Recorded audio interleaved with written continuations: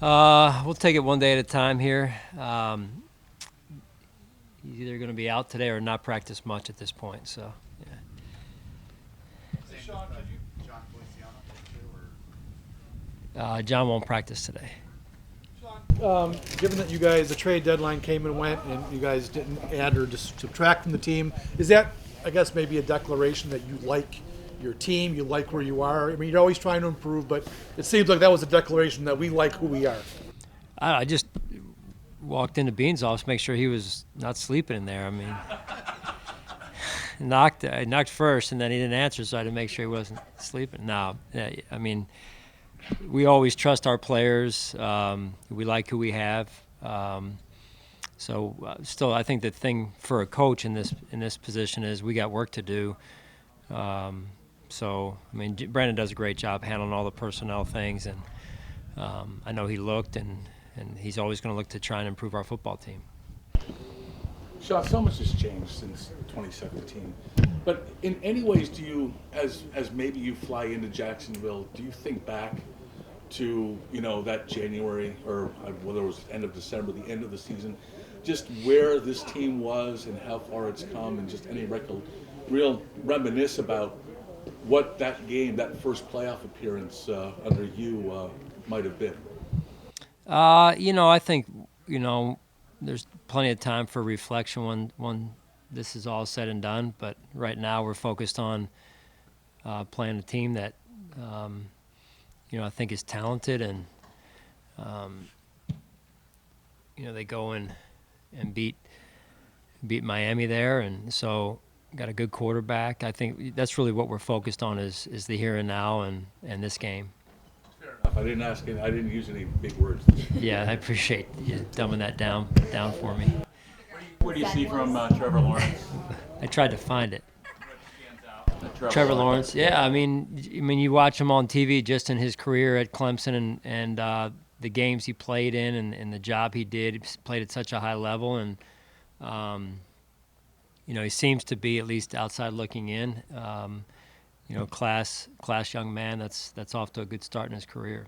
John, how much more ready is the rookie quarterback now than when you started coaching defense a couple decades ago? I think it varies. It varies by situation, by individual. So I think Trevor's a really good quarterback. He's going to have a long, successful career in this league, I'm sure. And again, like I've said before, we have a lot of respect for who he is and how he's played and who he is off the field also. Sean, you had a quarterback and a wide receiver go on the COVID list from the practice squad. Is there any concern that within those rooms that there's potential spread, or are you confident that those are isolated cases? Well, we hope. I mean, I'm not a doctor, so I can never say confident. I don't want to use the word confident, Jay, but I know where you're going. Yeah, I mean, we did the best we could, and we're going to continue to try and do the best we can, and try and limit the spread as much as we can by the habits we use here and hopefully outside the building also.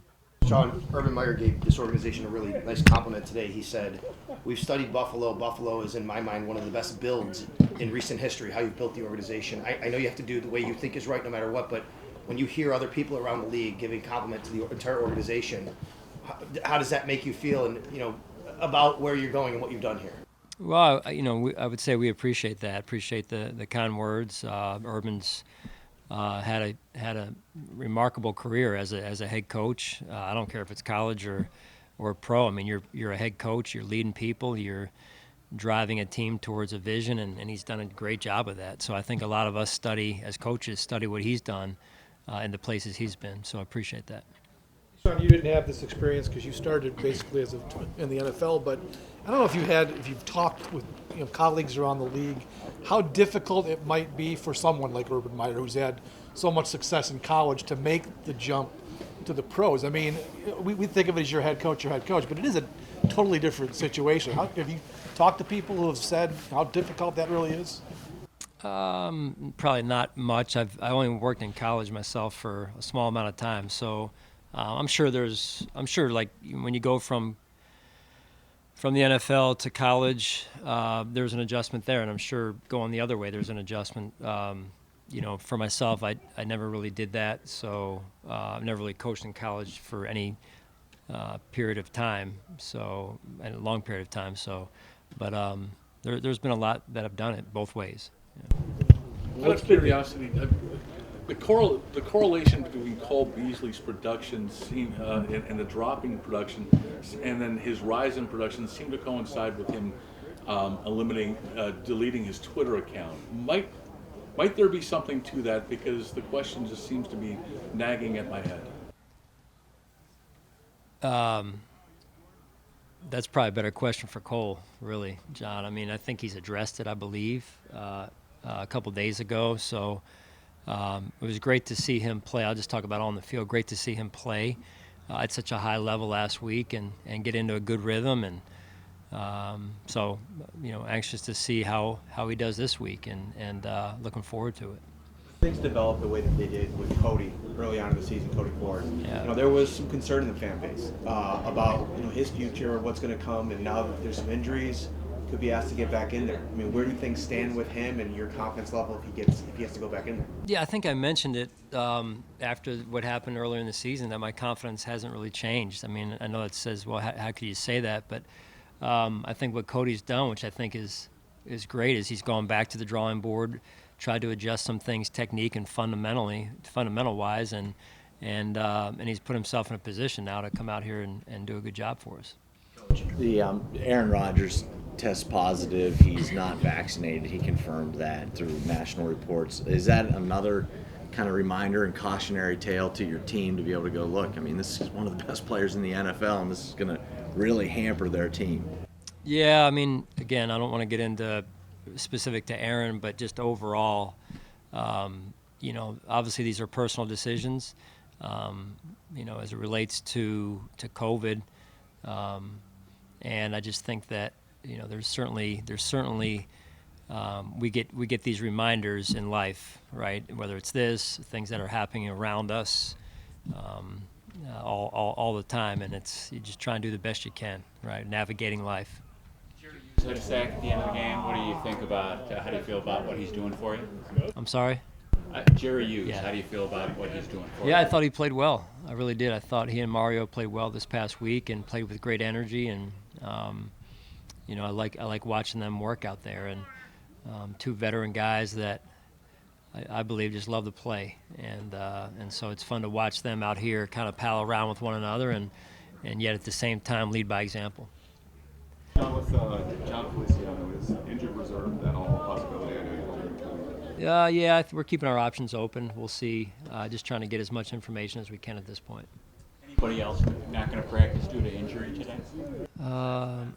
Spencer, John, Dawson. Yep. I think that's it. He won't practice? He will not practice. You've mentioned before how you kind of lean on some people up in the booth, your analytics people, for real-time decision-making and that kind of stuff. How much of the game day management do you have on your own personal list? I'm assuming you divide things up so you're not handling everything, but how many things do you leave to yourself on game day? Well, I think probably I start with all of it, really. I mean, it's not a cop-out. I try and get myself as prepared as I can, Chris, to do what I have to do, knowing that my safety net is the people that do such a great job, and the guys up in the booth in particular, and that's kind of how I approach it. I don't know if that's wrong or if that's right, but it works for us, for me. Just thinking from a standpoint of feel for what's happened in the game, kind of things. I'm not trying to bring this up as a bad example, but the 4th and 1 decision in the Tennessee game.